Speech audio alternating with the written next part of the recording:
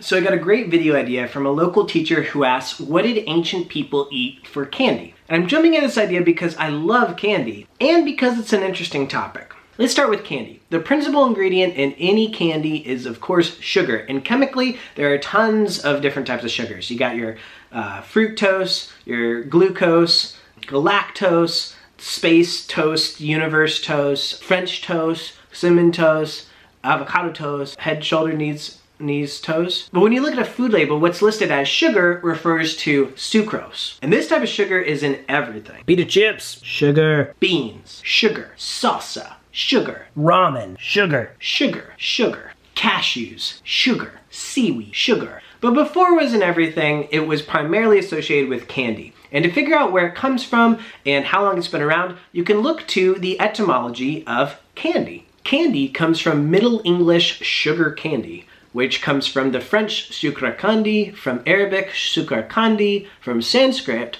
shakara kanda, which means fragment of gritty sugar. So the etymology gives us the whole story. Sugar was born in India about 2,000 years ago when people figured out a way to convert the juice of sugarcane into a solid form by boiling the juice to remove water, then letting the solution dry, creating sugar crystals. The crystals look like gravel or grit, which is why shakara kanda means gritty sugar. So basically rock candy, if you ever had that as a kid or an adult.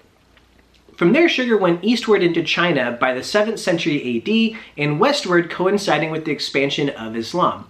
Central and Northern Europeans didn't become familiar with sugar until the Crusades, and for a long while it was an expensive delicacy throughout much of the world. Sugar production ramped up during the early modern period with plantations and the slave trade in the Americas, but it wasn't until the Industrial Revolution that candy became widely available. Have a gumball, lad, you've worked hard in the factory. But that can't be right. How did people get their sugar fix before there was sugar? How did they eat sweets after a bad day? Like your papyrus got smudgy, or a boulder just fell down on your house. Your reeds that you used got all mushy. Wolves took your daughter, or other BC problems. The fact that we are biologically predisposed to like sugar means that we've been involved with it for a long time. It's thought that we evolved to like the taste of sugar because in nature things that have sugar often come with healthy nutrients. So if we didn't get through candy, how did we satisfy our sweet tooth? Well, fruit is the clear answer here. Although fruit is high in sugars, like fructose, which literally means fruit sugar, it also can be good for you in moderation. In fact, it's possible that fruit is part of the reason that we can see in color as an adaptation that our primate ancestors developed to better spot fruit in trees. But what about our ancestors that really had a sweet tooth, that wanted to get right to the sugar? What could they do? Perhaps the oldest pure sweet is honey. Honey is just a mixture of sugars, mostly fructose and glucose, that is produced from bees foraging nectar, regurgitating it to the hive bees, who then ingest and regurgitate it multiple times to break down the nectar to simple sugars and lower the water content, and then store it in honeycomb. So basically, bee throw up. I hope I didn't ruin honey for you, but it is by far the most delicious of the insect throw ups. People have been eating honey so long that it is unbelievable.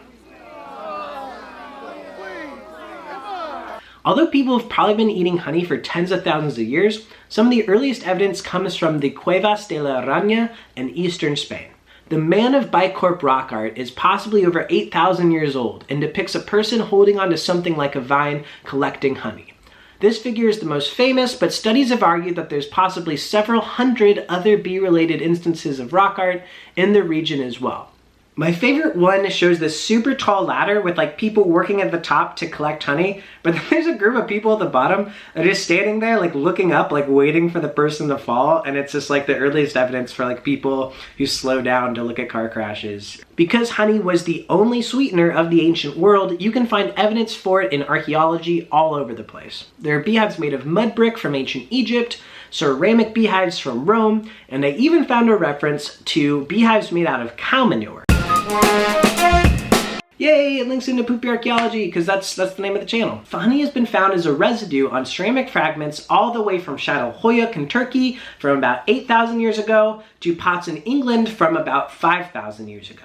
So it seems that apiculture, or the maintenance of bee colonies, is strongly associated with agriculture, as it spread outward from Anatolia into Europe. This whole time I've talked about honey just as a sweet, but it also probably had plenty of ritual, cosmetic, medicinal, and even technological purposes. In fact, a 40,000-year-old lump of beeswax from Border Cave in South Africa was likely used as a glue for hafting projectile points. My takeaway from all of this is that people have had a sweet tooth for a really long time. Before sugar took off pretty recently, honey was the way to get that fix, and it appears people have used it for thousands of years. And by the way, it's really dangerous to get honey. Nowadays we got beekeeper suits, but back in the day people had to mowgli their way up to it, which doesn't look a whole lot different than this. So to risk life and limb, I'm pretty sure that for a long time, honey's been the bee's knees.